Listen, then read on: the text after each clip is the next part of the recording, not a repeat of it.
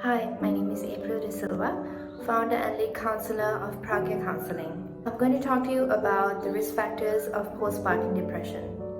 There are many risk factors such as gestational diabetes, socioeconomic status, lack of support, vitamin D deficiency, age, etc. But I will only talk to you about the leading factors, such as psychological factors. If you have been suffering from depression or anxiety during pregnancy, or you have been having a history of depressive disorders, this could be one of the strongest predictors of postpartum depression.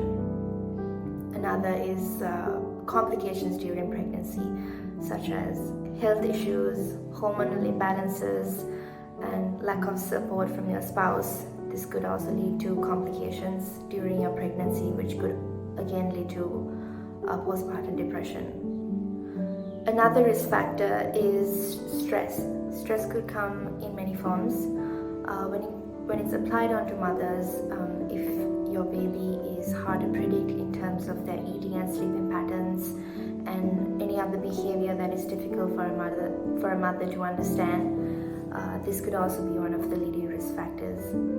And given this time and status in Sri Lanka, the socio-economic status should be taken into well consideration, as many people are suffering this difficult time of an economic crisis. Many mothers face the frustration of low employment and financial support, which could also lead to postpartum depression.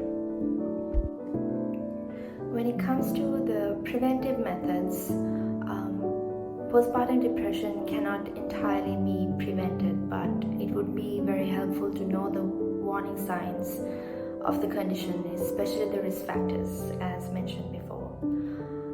Being realistic about your expectations for yourself and your baby, knowing that you will have good days and bad days, initially having this understanding will be very helpful for you and your baby in the future endeavors, especially with how your baby really behaves, how their growth may occur, and accepting these stages initially will really help certain emotions that you may face.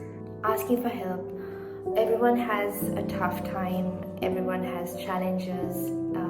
The breaking point is really asking for help. It may be a friend, your spouse, a counselor, a psychologist, a psychiatrist. Anyone you may be able to reach out to should be done so immediately when you feel that you have the need for asking for help. Speaking of spouses, this is also a great time for you to foster your relationship with your spouse, as it is a new stage not only for you as a mother, but for your spouse as a father.